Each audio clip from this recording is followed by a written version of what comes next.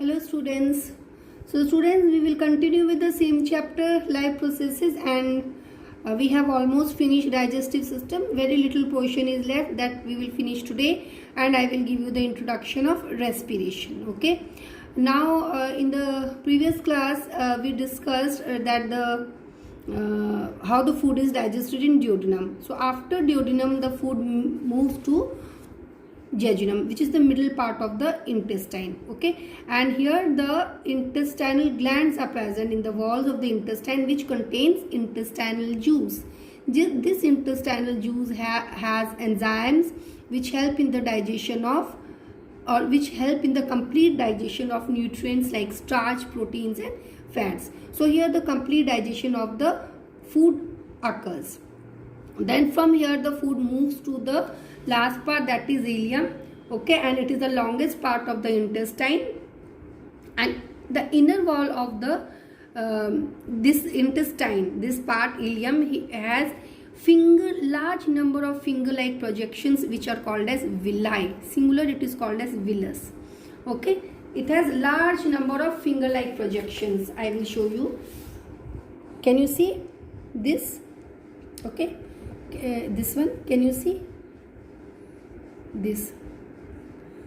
So these are this together they are called as villi, and you will see that in the center is present the blood vessels, and in which the blood flows.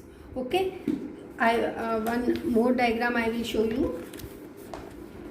Just see this diagram. Okay, so this is a villi.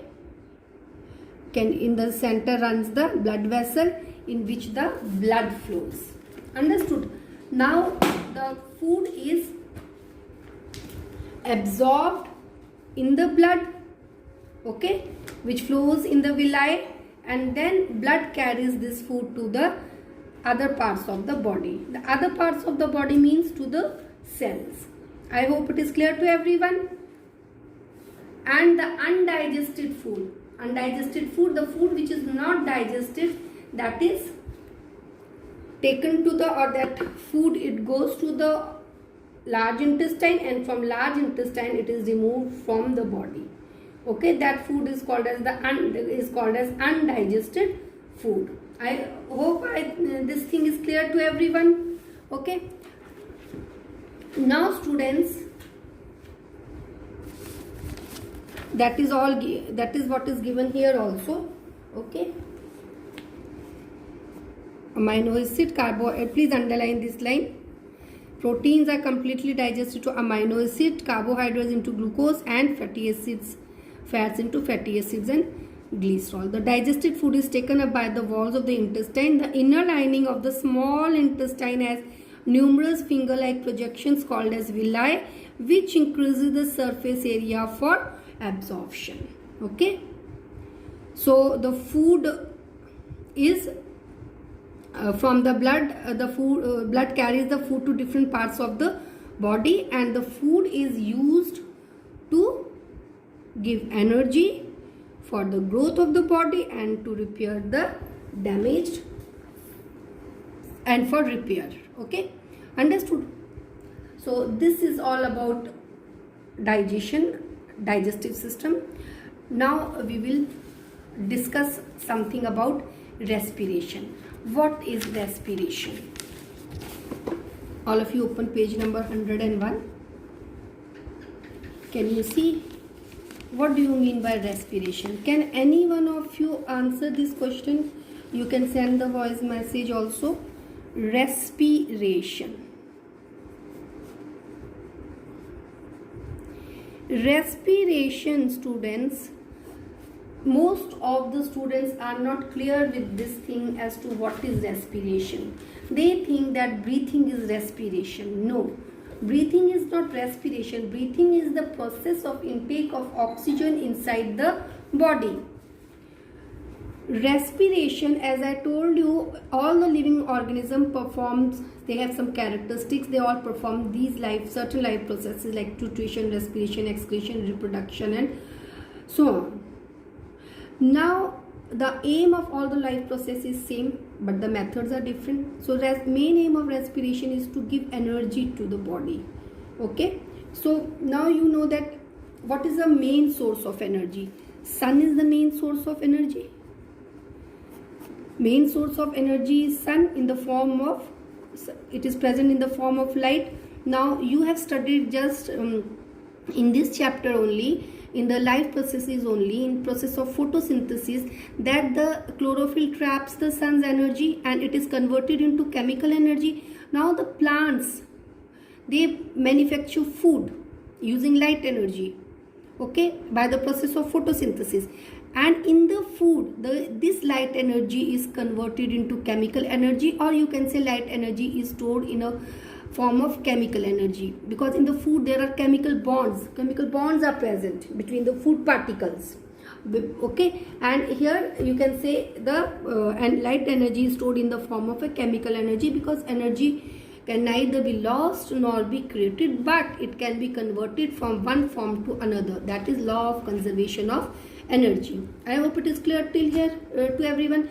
Now this energy is stored in the form of food, but how this energy is available to the organisms?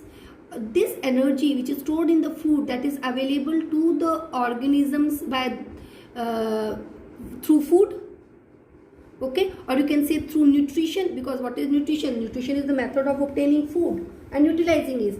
So the organisms can utilize this energy through food or through nutrition. But then also like organism, they eat food, but organisms cannot directly use this chemical energy of the food. Can they use? If I am eating food, so can I, now I am eating food, so can I use this energy directly? By eating food, can I get the energy? No. So this chemical energy cannot be directly used by the organisms. For that, first the food has to be digested, then digested food reaches the cell. But in the cell also the energy cannot be used. If the food reaches, only the food reaches the cell, then also the organisms are not able to utilize the energy which is present in the food, okay. This energy is released by the oxidation of the food.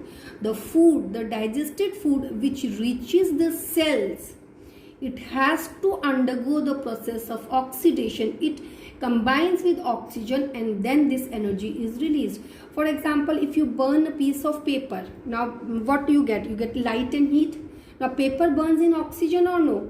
Okay, and what you are getting? You get light and heat. And what is this light and heat? They are the form of energy. Other than light and heat, you get what? Carbon dioxide, water vapors. So here the food, the blood carries the food to the cells, okay. I am just drawing rough diagrams so that you understand it, okay. Now suppose this is a cell. What is a human body? What is the body of living organisms? Not human body. The body of all the living organisms are composed of cells, only cells. So there are large number of cells. So I am making the diagram of one cell only. So the food, it carries, okay, the blood. Suppose, I am saying suppose, okay, so that you understand. Suppose here the blood is flowing, okay. Now this blood has food, it carries food, glucose. Blood will carry digested food, the simple molecules, the small molecules. So this food, it will reach the cells through the process of diffusion. So here let us say the food is C6H12O6. Now what is C6H12O6? It is glucose, okay. So here the glucose will reach the cells, not one cell, cells of all the body. And in this glucose is present the chemical energy in the form of chemical bonds, okay. Now this energy of this food also we cannot utilize, okay. So this food, it combines with oxygen. It combines with what? Oxygen. Now how the oxygen reaches here? Oxygen reaches in the cell also through blood. Blood is the, you can say the blood carries food, gases, waste materials, okay, and transport to different parts of the body, or you can say to all the parts of the body. So oxygen is also present here in the blood. Blood carries oxygen, and this oxygen also through the process of diffusion reaches the cell. But now the question is how the blood carries oxygen, how the blood, that is through the process of circulate, that we will study in next life process, that is transportation. Okay, just through the process of breathing, I will say, the blood reaches here. Okay, about all those things we will discuss in the next life process. I don't want to confuse you now, just remember this. Okay, now oxygen reaches here because this blood which flows here. Okay, so this blood, it carries oxygen, and the oxygen through the process of diffusion reaches the cell. And in the blood is made up of we have discussed this last year. Blood is made up of RBCs, red blood cells, white blood cells, and platelets. And oxygen and blood has plasma and cells. Plasma is the watery part, and the cells are of three types, that is red blood cells, white blood cells, and platelets. And red blood cells contain a pigment called as hemoglobin, which is red in color, which gives red color to the blood. So oxygen is carried by the red blood cells. Understood? That all we will discuss in next chapter. Now what will happen? This glucose will combine with this oxygen, or you can say oxidation of glucose takes place, or oxidation of food takes place. You can also say oxidation of food or oxidation of glucose takes place, and it gives what? Carbon dioxide, water plus energy. Understood? This carbon dioxide is a gas, so we show it by this arrow. Understood? So these three things are produced. Okay, and this energy is also produced, and it is stored in the form of ATP. This energy is used up in the synthesis of ATP, adenosine triphosphate.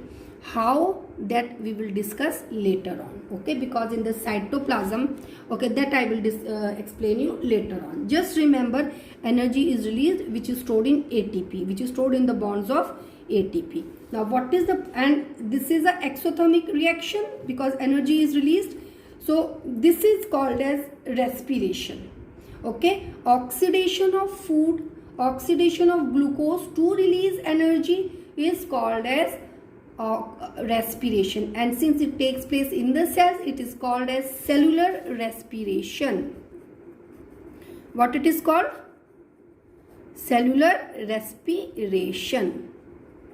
So what is respiration? The phenomena of release of energy by oxidation of organic molecules. Organic molecules, this is glucose. We call it as organic. Why? Because it contains carbon. Anything which contains carbon is called as organic. Okay. So oxidation of organic molecules for cellular use is known as respiration. So what is respiration? Breathing is not respiration. Respiration is the process of release of energy in all the living organism. That is only respiration, in which the energy is released. Now what is the equation of respiration? Just see here, C6H12O6. This is what? This is glucose,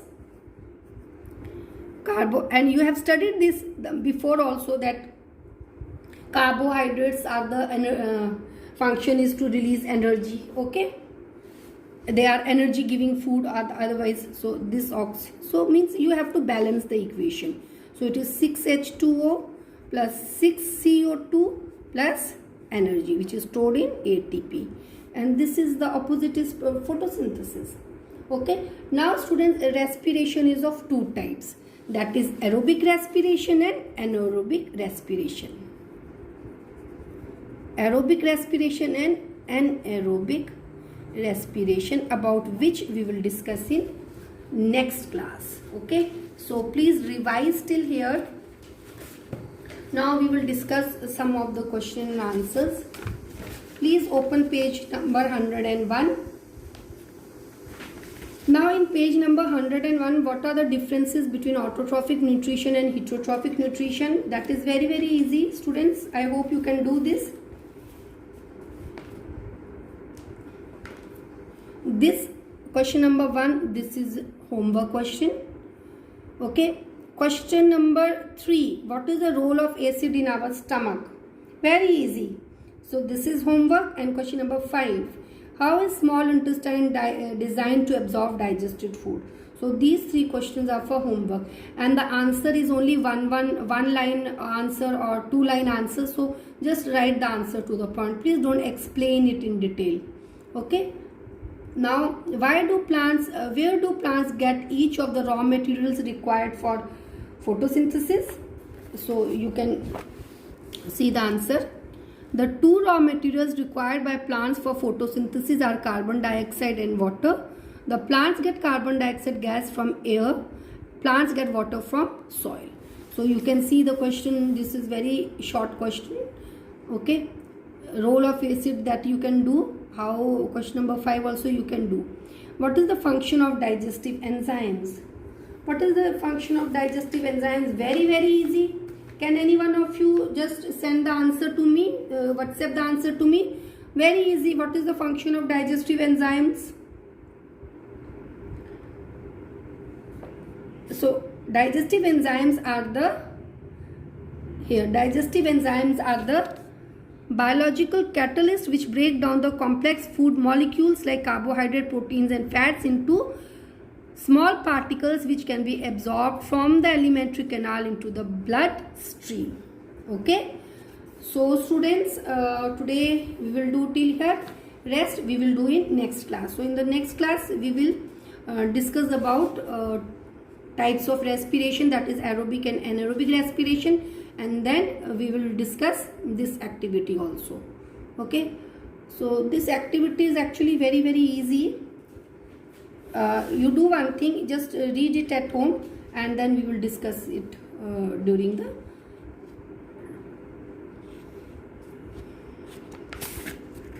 I hope it is clear to everyone. Thank you, students.